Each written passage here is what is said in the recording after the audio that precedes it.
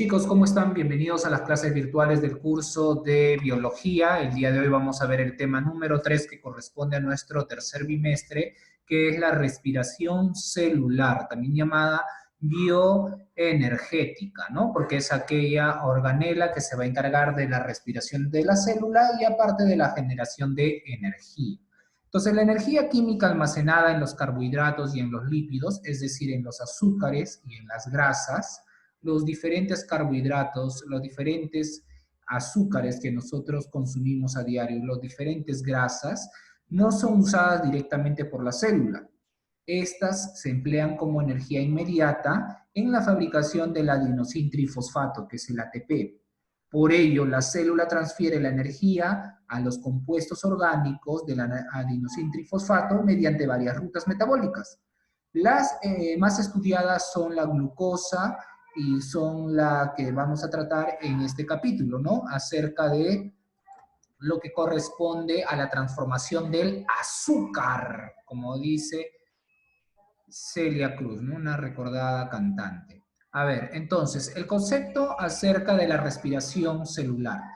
Vamos a nosotros a definir como respiración celular. Ahora vamos a agrandar un poquito. Ahí está. Vamos a definir nosotros como respiración celular al conjunto de reacciones bioquímicas en las cuales ya determinados compuestos orgánicos son degradados completamente por oxidación hasta su conversión en sustancias inorgánicas, proceso que es el catabólico que habíamos visto, ¿no? El proceso que rinde energía aprovechable por la célula, que es un proceso exorgónico.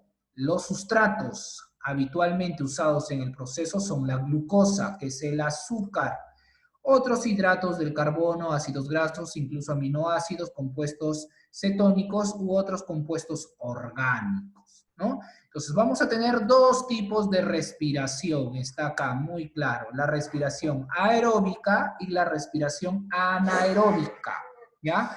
Entonces, aeróbica es aquella respiración en donde se va a usar, va a estar la presencia del oxígeno, bien claro lo dice ahí, hace uso del oxígeno. A ver, un ratito está muy... Vamos a la fuente, ya. Hace uso del oxígeno como aceptor final, ya, de electrones desprendidos de la sustancia orgánica oxidada.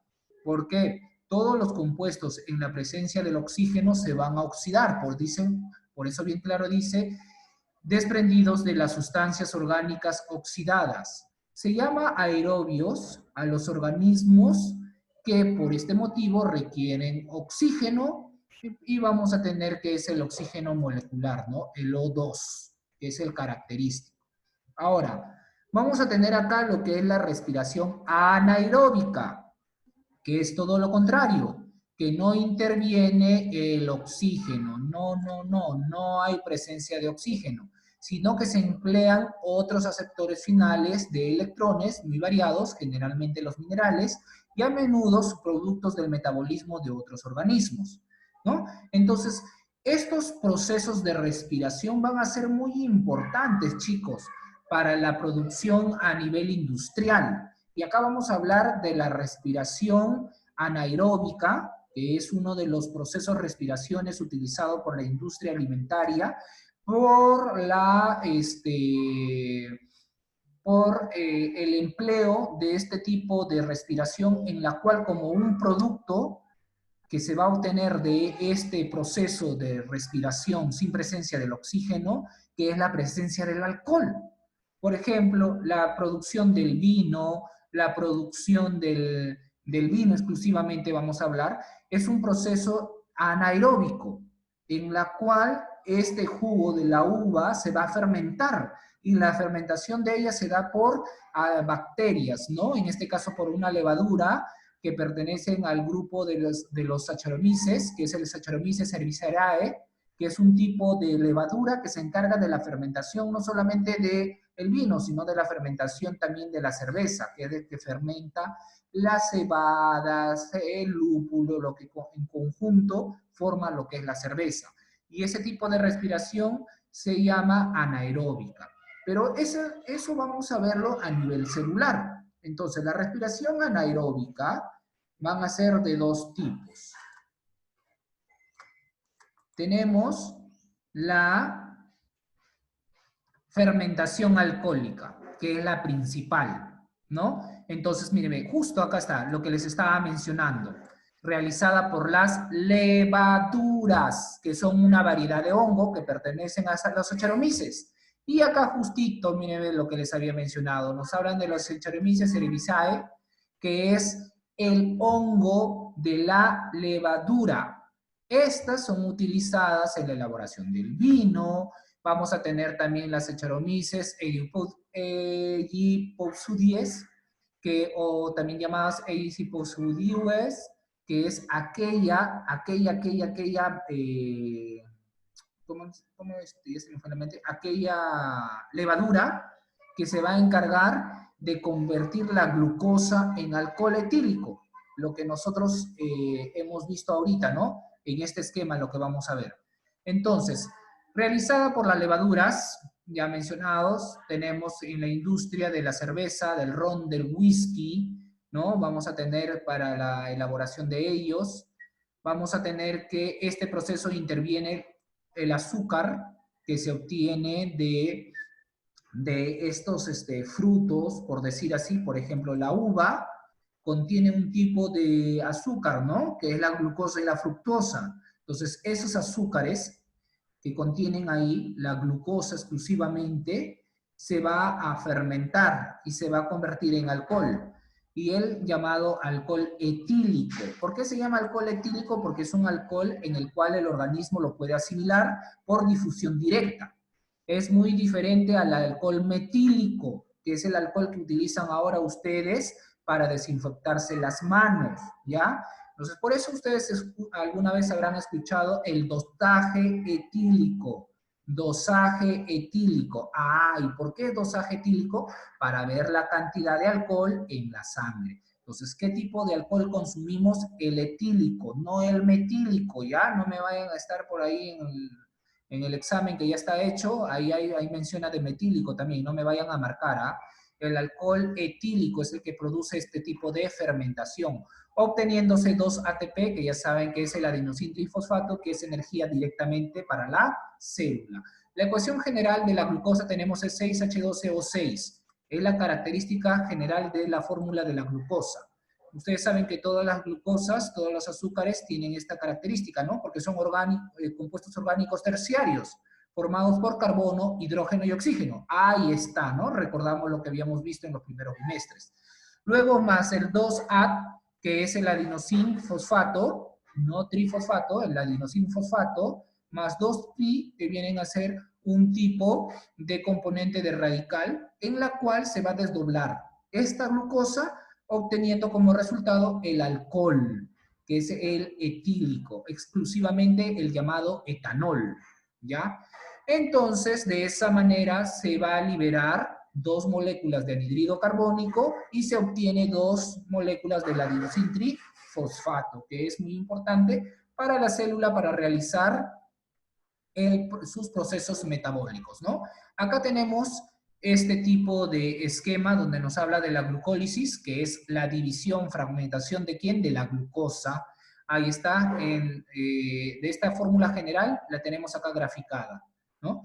Acá ingresa la glucosa, esta glucosa se le va a adicionar el adenosín fosfato, en la cual se le va a adicionar 2 radicales, en este caso Phi, y de estas se van a obtener directamente, ¿qué? El ATP. Ahí está, 2 ATP, ¿no? En la cual el NAD se va a transformar en NAD, ya que es H2, que está acá, ¿sí? El NAD H2, y va a ser un proceso cíclico, ¿ya? Va a ser un proceso cíclico, en la cual se va a desprender las moléculas del anhídrido carbónico.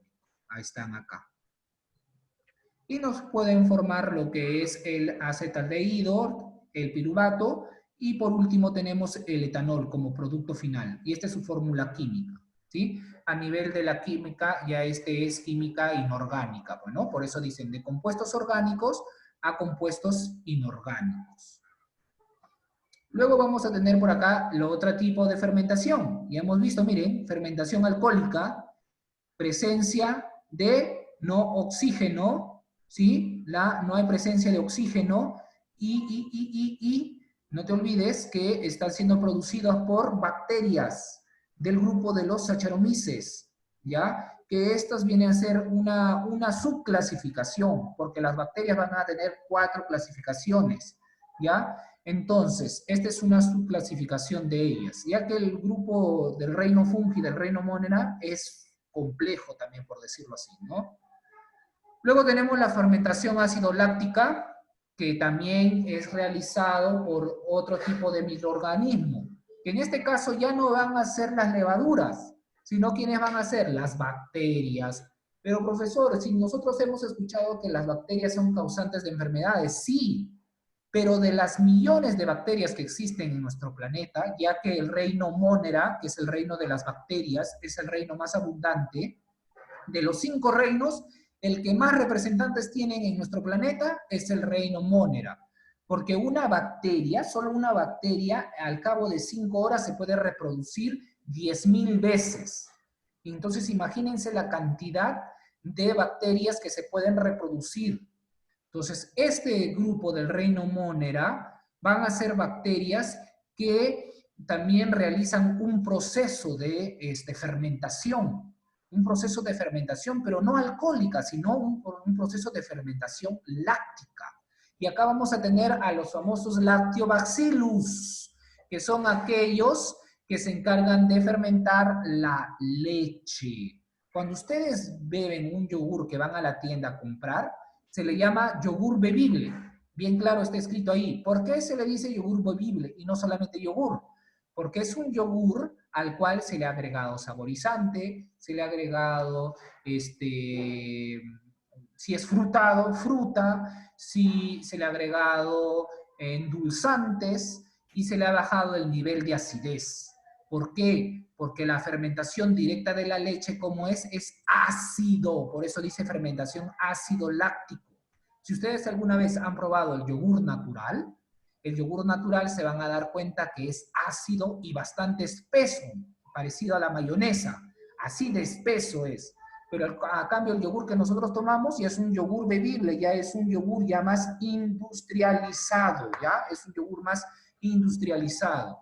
Entonces vamos a tener que este tipo de fermentación se realiza por las bacterias, ¿ya? Vamos a tener también que se realiza por las células musculares, los glóbulos rojos.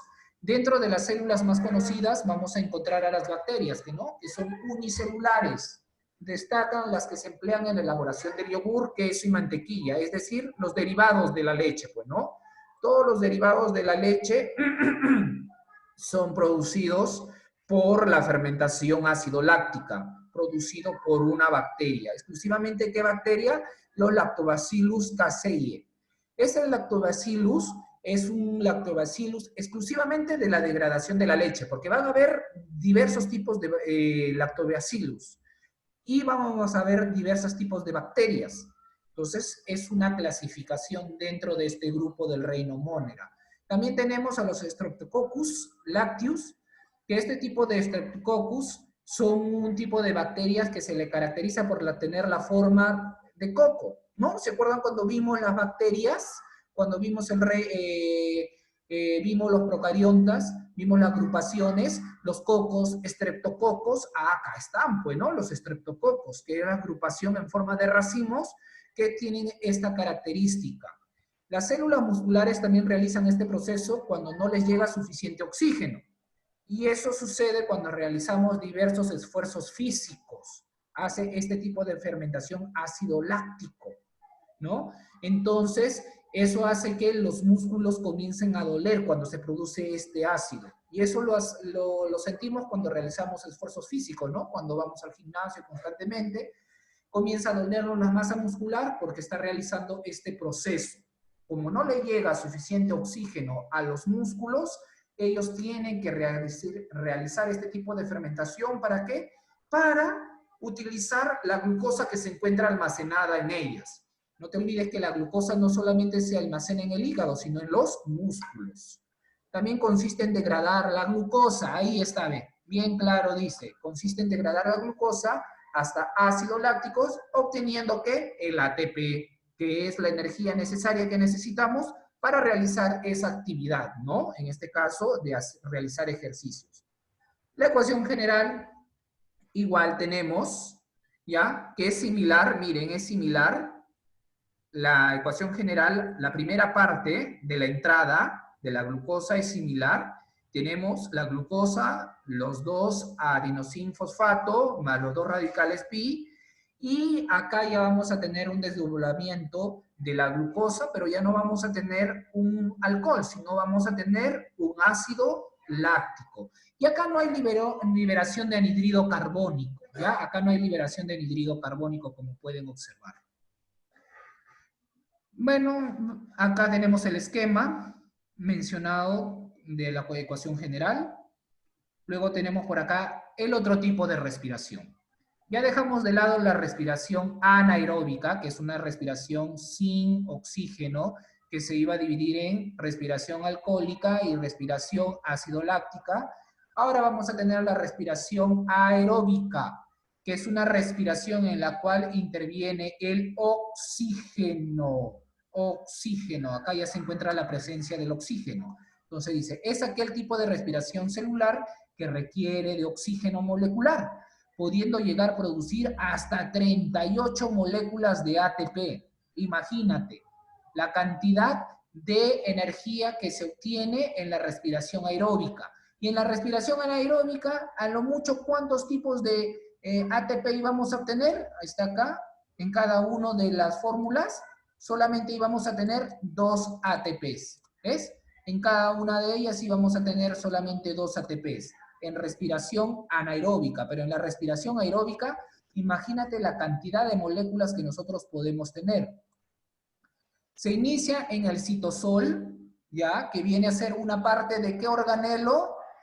El citosol, ¿a qué parte? ¿De qué parte de la célula pertenece Dana? El citosol, ¿a quién pertenece? ¿A qué estructura celular? Estoy evaluando. Eso lo hemos visto hace 2 temas anteriores nomás. 2, 3 temas anteriores. El citosol, ¿a quién pertenece? Al citoplasma. No se olviden que el citosol se El dividía, citoplasma. claro, citosol, el citoplasma se dividía en el citosol, citoesqueleto y los organelos celulares que hemos visto, ¿no? Ya sean organelos membranosos o no membranosos. Por favor, no se olviden, ¿ah? ¿Y culmina dónde? En la mitocondria, que es un organelo que se encuentra dentro del citoplasma, pues, ¿no? Ahí culmina. Entonces, el responsable para la respiración aeróbica, es decir, la respiración en presencia de oxígeno, va a ser la mitocondria. Y además la mitocondria va a generar también energía directa en forma de ATP. Los electrones liberados por la glucosa son finalmente transferidos al oxígeno para formar agua y eliminar anhídrido carbónico como desecho de la respiración celular aeróbica presente en 2 fases, ¿no? Y es claro, porque nosotros respiramos oxígeno y eliminamos, ¿qué? Anhídrido carbónico. Pero ese anhídrido carbónico, ¿de dónde sale? De la respiración de la célula, chicos. La célula respira oxígeno, elimina anhídrido carbónico y de todas las millones de células que tenemos es recogida por la sangre y es eliminada a través de la circulación menoro-pulmonar, ¿no? En la cual la sangre llega hacia los pulmones, a nivel de los alvéolos pulmonares se realiza el intercambio de gases y estos son eliminados hacia el exterior, el anhídrido carbónico. Luego ingresa a la sangre oxígeno y se realiza el ciclo constante, ¿no? El circuito constante, ya sea del circulatorio o de la respiración, ¿no? Que es un ciclo constante. Vamos a tener por acá este grafiquito que nos habla de los glúcidos y siempre esta palabrita de acá, no se olviden, glucólisis, es la división, la fragmentación de ¿quién? De los glúcidos. Entonces, a este habíamos visto que era un tipo de metabolismo, ¿no? Que lo habíamos estudiado, que eran 2, anabolismo y catabolismo. Entonces, Alexa, ¿cuál de los 2 tipos de metabolismos era el que liberaba energía? Y lo hemos mencionado hace un momento. ¿Qué, profe? ¿Qué tipo de metabolismo se realiza en la respiración? Catabolismo. Ahí está, catabolismo, ¿ves? Te estoy dando una ayudadita ya, muy bien, donde hay liberación de energía, ¿no? Entonces, vamos a tener que de esto se va a obtener el ácido pirúvico, ¿sí? En la cual nos va a dar como origen al acetil-CoA, que vamos a conocerlo ahora también, y a través de un proceso continuo llamado el ciclo de Krebs. Y luego nos da como resultado a la respiración, y eso lo vamos a conocer ahora. Acá tenemos la primera fase, que es la citosólica, que iba a producir a nivel de ¿quién? Del citosol. Empieza en el citosol, por eso tenemos la primera fase llamada citosólica. ¿Ya? Entonces, ocurre en el citoplasma, tiene que ocurrir ahí porque es parte del citosol. Específicamente ¿en qué? En el citosol. A través de él se va a degradar ¿quién? La glucosa, que es el azúcar, hasta obtener ¿quién? El ácido pirúvico, que está acá, que es el primer componente. ¿Sí? Entonces, en esta primera fase se va a degradar la glucosa y se obtiene el ácido pirúvico, produciéndose ¿qué? El ATP, bueno, acá no lo menciona, ¿ya? Produciendo el ATP, que es, vamos a tener dos moléculas de ATP en el proceso de la glucólisis, que se llama de la fragmentación de la glucosa, más dos moléculas del ácido pirúvico. Acá tenemos el esquema de la glucólisis. Luego viene la otra fase, en la cual termina. ¿Cuál era? La mitocondrial, porque culmina en la mitocondria. Está acá. Esta mitocondrial se va a realizar a nivel de ¿quién? De la mitocondria, de esta organela que estamos observando acá, de esta organela, ¿ya? La mitocondria. A ver, ahí está. De esta organela. Entonces, la fase mitocondrial ocurre en la mitocondria y requiere oxígeno para degradar ¿quién? El ácido pirúvico que fue formada en la primera fase, ¿sí? Hasta obtener agua y anhídrido carbónico. Pero profesor, yo en mi respiración yo no veo que elimino agua.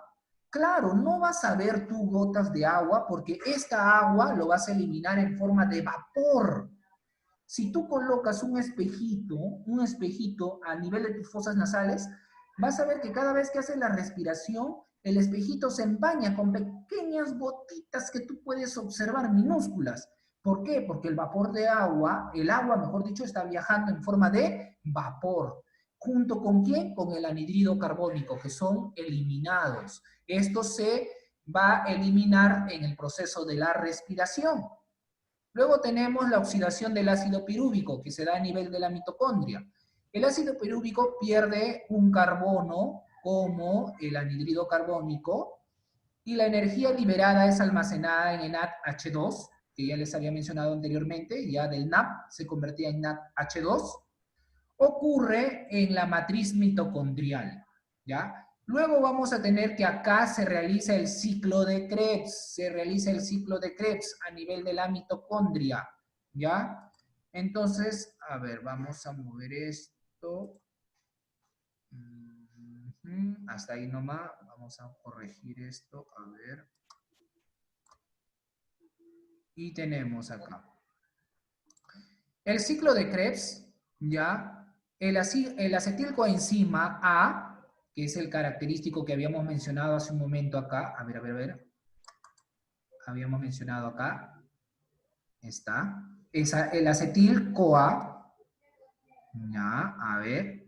Entonces, el acetilenzima A, por eso se llama CoA, ingresa en el ciclo de Krebs, que consiste en una serie de reacciones que ocurre ¿dónde? En la mitocondria, a través de las cuales se sacan los carbonos del acetilcoenzima A y se transfiere la energía de los enlaces rotos, porque se está haciendo una fragmentación, una lisis, ¿ya? Una fragmentación, a la molécula de alta energía como el NAD, van a formar tres moléculas, el FAT, una molécula, y el ATP, una molécula. También el NAP2, como el FAT2, debe transferir su energía al ATP. Para ello debe ingresar la siguiente etapa que ocurre en la matriz mitocondrial, que es la cadena respiratoria. Ahora ya se da acá la otra fase que se estaba mencionando, la cadena respiratoria. Pero ¿ese es en qué fase estamos hablando? De la fase mitocondrial. Mira, esto hemos hablado de la fase mitocondrial. Ahora, la cadena respiratoria se da durante ella, el NAP2, que se ha formado a través del ciclo de Krebs, ¿ya? Y el FAT, en las etapas previas de la glucólisis, de la fragmentación de la glucosa, transfiere su energía a los ATP, que no te olvides que siempre es el adenosín trifosfato. Ahí está. A través de la glucólisis, el NAP va a transferir estas flechitas amarillas que ustedes ven, significa la cadena de transferencia. Del ciclo de Krebs también va a haber una transferencia, sí, es esta la que estoy mencionando, del NAP y del FAT. Ellas van a transferir uno de cada uno, por eso transfieren 2 moléculas de ATP. Entonces, del FAT2, que teníamos ¿cuántas moléculas? Eran 3, ¿no? Del NAP, disculpen, que eran 3. Del FAT, que eran 2. Entonces, 3 por 2, ya van 6 del NAP, que están acá.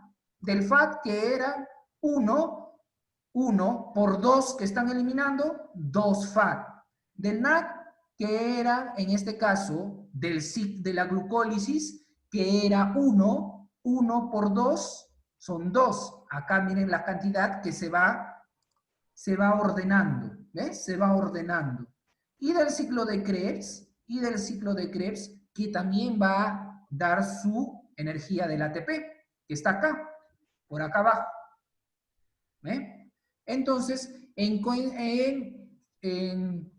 solución al final, vamos a obtener de la respiración, ya no, porque ya termina ahí, en final de la respiración, ¿cuántos ATP vamos a tener en una respiración aeróbica? 34, como pueden observar acá. 34. Y en una respiración anaeróbica solamente era 2. Imagínense la diferencia de la energía que se puede producir en presencia del oxígeno, de la oxidación, ¿de quién? De la glucólisis, de la destrucción, de la degradación, ¿de quién? De la glucosa, a través de procesos, ¿sí? Entonces, recalcamos cuáles eran los procesos. Los procesos, para que no se vayan a confundir, borramos acá. Los procesos vienen a ser el citosol, a través del citosol, que es la fase citosólica, y la mitocondrial. En la primera fase se va a producir el ácido pirúvico. ¿De quién? De la degradación de la glucosa a través de la glucólisis, que producía 2. Ahí estaban los 2 que les mencioné, ¿ves? Ahí están los 2. Estos 2 ATP que van a ir acá. Entonces, vamos a tener que la otra fase, que es la mitocondrial, que vamos a tener la oxidación del ácido pirúvico, el ciclo de Krebs, la cadena respiratoria, que son 3 etapas que se dan dentro de la fase mitocondrial. Y al final de estas 2 fases, vamos a obtener ¿cuánto? 34 moléculas de ATP, que son energías necesarias directamente ¿para quién? Para la célula. Ahora, consumir demasiados carbohidratos, es decir, esto de acá que estábamos mencionando al inicio, acá mencionamos la energía, por acá, ahí está. Consumir demasiados carbohidratos, es decir, el azúcar que necesitamos directamente, en este caso la glucosa, para producir los 34 ATP, cuando se consume demasiado, miren qué es lo que sucede. Acá nos da a entender esto. No debes consumir excesivamente carbohidratos, pues estos pueden convertirse en grasa, porque los carbohidratos se pueden dividir en 2. En los carbohidratos esenciales y carbohidratos, o mejor dicho, los azúcares que van a tener grasas, que son los aceites. Entonces, esos aceites se pueden ir almacenando en forma de reserva, ya que los aceites se degradan lentamente. ¿Y eso qué me van a formar? Los triglicéridos. Ustedes seguro han escuchado eso, o alguna vez algún familiar, uy, se me ha elevado los triglicéridos, me siento un poco mareado, me siento un poco mal. Eso es por la cantidad de grasa que se aumenta a nivel de la sangre. Entonces, la grasa, vamos a ver que se va a degradar muy lento a diferencia de los carbohidratos esenciales. Pero en sí, todos ellos contienen un poquito tanto de los esenciales como de las grasas.